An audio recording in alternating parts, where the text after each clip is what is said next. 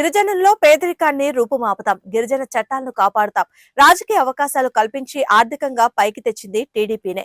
సమైక్యాంధ్రలో 500 జనాభా ఉన్న తాండాలను పంచాయతీలుగా చేసి అధికారాలు ఇచ్చాం. సేవాలాల్ సేవలు భావితరాలకు ఆదర్శనీయం. ఆయన అవలంబించిన సిద్ధాంతాలు ప్రజల గుండెల్లో నిలిచిపోతాయని సీఎం చంద్రబాబు నాయుడు అన్నారు. సేవాలాల్ జయంతి కార్యక్రమంలో సీఎం చంద్రబాబు పాల్గొని నివాళులర్పించారు. అహింస విధానంతోనే మనకు స్వాతంత్రం తీసుకొచ్చారు.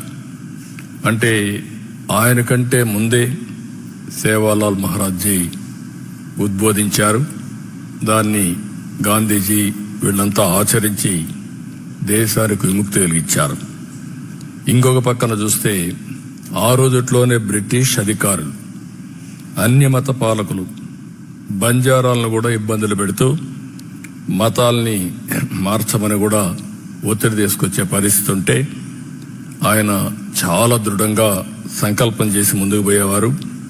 అందుకే శ్రీ సేవాలాల్ ప్రజల కోసం చేసిన అనేక ఉద్యమాలు చేశారు. ఒకటి రెండు కాదు, అనేక ఉద్యమాలు చేశారు. వీటిలో పేరీ ఫర్ ఒకటి. పేరీ అంటే మత మార్పిడులు పూర్తిగా అరికట్టడం, ధర్మ ప్రచారం, ఆర్థిక సంస్కరణలు, క్షేత్ర ధర్మాన్ని రక్షించడం. ఇలాంటివన్నీ ఈరోజు మనం మాట్లాడుకునే ఆర్థిక సంస్కరణలకు ఆ రోజే ఆయన సిద్ధాంతకర్త అయ్యాడంటే దీన్ని బట్టి అర్థం చేసుకోవాలి. ఒక విజనరీ కూడా. ఇంకొక పక్కన మీరు చూస్తే ఆయన ఒక ఆంధ్రప్రదేశ్ రాష్ట్రానికే కాదు, మన రాష్ట్రంలో మార్గదర్శక సూత్రాలని మనకు చూపించారు.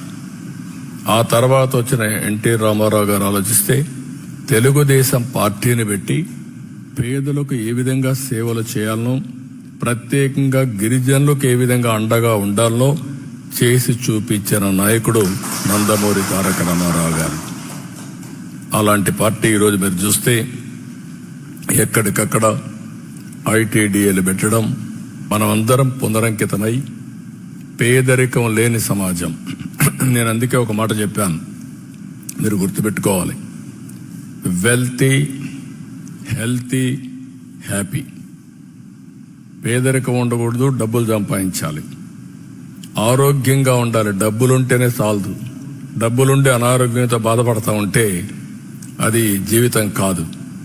డబ్బులుండి ఆరోగ్యంగా ఉండి ఆనందం లేకపోతే అది జీవితమే కాదు. మనిషే పుట్టింది ఆరోగ్యంగా ఉండాలి, ఆనందంగా ఉండాలి, హ్యాపీగా బతకాలి. ఈ 3 సిద్ధాంతాలు పెట్టుకుని స్వర్ణాంధ్రప్రదేశ్ విజన్ 2047 తయారు చేశాం. దానికోసం పనిచేస్తాం. 24 గంటలు పనిచేస్తాం. ఈ సమాజంలో ప్రతి ఒక్క పేరైతే చేసాం, తెలుగుదేశం పార్టీని చేశాం. ఆర్థిక సహాయం కానీ ఎమ్మెల్యేలు చేశాం. తర్వాత మంత్రులు కూడా చేశాం. మొట్టమొదటిసారిగా మీరు చూస్తే చందూలాలు ఉండేవాడు వరంగల్లో, ఆయన మంత్రిగా చేశాం.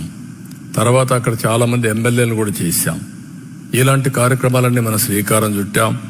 మీలో కూడా సమర్థవంతమైన నాయకత్వం రావాలని, భవిష్యత్తులో మీరు అన్ని విధాలా బాగుండాలని మనస్ఫూర్తి కోరుకుంటూ అందరికీ నమస్కారాలు. జై హింద్.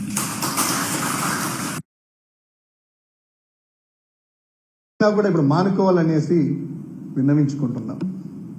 Thank you.